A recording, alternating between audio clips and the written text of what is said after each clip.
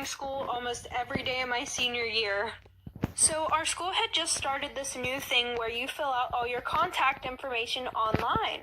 And my dad was like, okay, yeah, just fill yours out. And it pretty much was who can pick you up, who can make early dismissals for you, who they can call if you're in trouble. Well, I decided to be a sneaky little bastard and put my boyfriend in for every single one of those contacts. I would start school around 7:30 a.m., and I would go to the nurse's office at like 9 a.m., and she would call, and my boyfriend would act like my dad and be like, okay, yeah, just let her drive home. Well, my guidance counselor noticed after about 3 months of me never being at school, so she called the number hoping to speak to my dad, but instead she got my boyfriend. And he just thought it was a random person, so he didn't act like my dad, because neither of us knew. Like for part 2. Okay, part 2. Okay, so pretty much what happened after that is she called and she found out that it wasn't my dad. And then she went digging and she called my sister to the office and she was like, what's your dad's phone number? And my sister was like, why? Don't you guys have it already? And I also put the same numbers for my sisters so that way in case this day came, then, it wouldn't look suspicious. Well, I don't know what she threatened my sister with, but she scared the hell out of her, so she gave her my dad's number. And so my sister told me whenever she got home, so I went to school the next day. And it was like a surprise party whenever I walked in the office. The dean was there, the principal was there, and my guidance counselor. So I got in trouble and then they were like, oh, we're calling your dad. So what did I do? I left before they called him. Extremely toxic best friend story time. So when I was in 8th grade, there was this boy. And this boy would go around telling almost every girl that he liked her. And I was one of those girls. And he would do stuff with all of us. And there were 11 of us. So we all hated each other. Especially this one girl, and we're gonna call her Abby. And every time we saw each other, we would be super mean to each other. Well, a year passed, we stopped talking to this kid, and I bumped into her at homecoming and basically apologized. So after that, we became best friends. And everything was good until every time I told her about a guy, she would start talking to them. Like this one boy that I was Snapchatting and talking to, she accidentally sent nudes to him and said, oh, sorry, I meant to send them to my boyfriend. So then she called one of my other best friends and said, no, it actually wasn't an accident.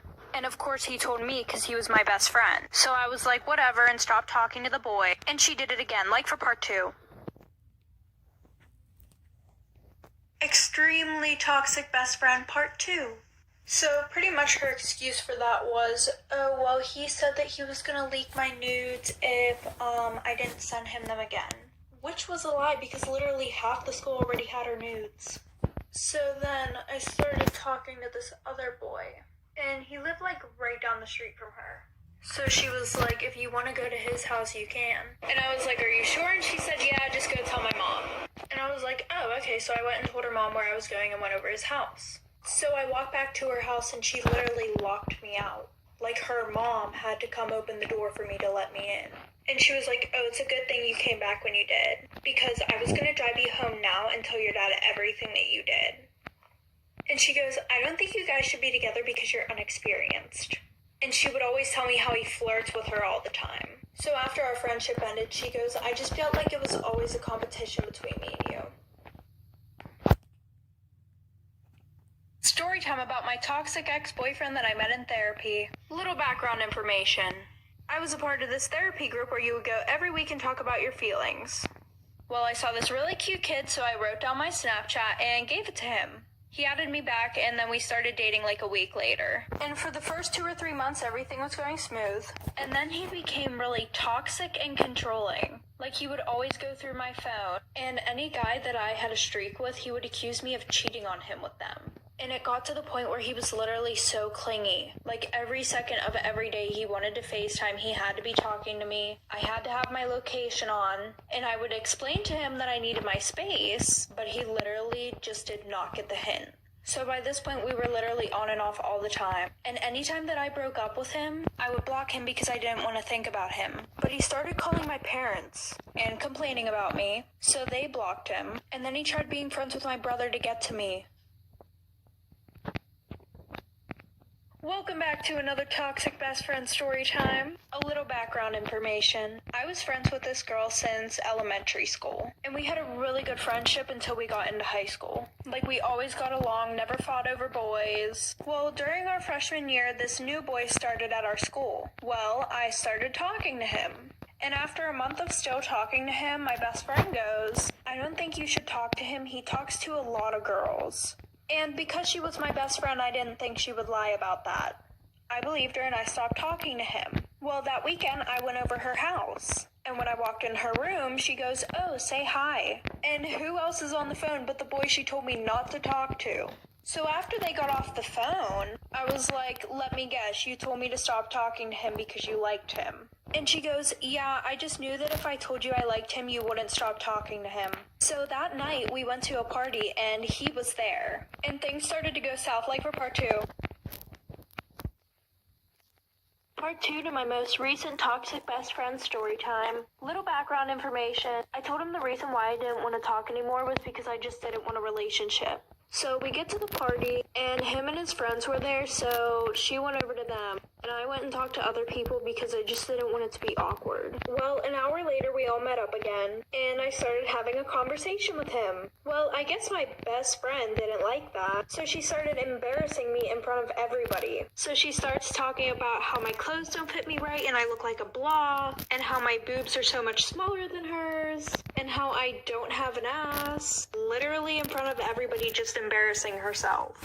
And me. So after that, she went to the bathroom to throw up because she had way too much to drink, and him and I started talking, and he was like, "Why wouldn't you just tell me that you didn't like me?" And I was like, "What do you mean? I just didn't want a relationship." He goes, "Oh, well, she just told me that you like somebody else." So that was the last straw, and I just left her at the party.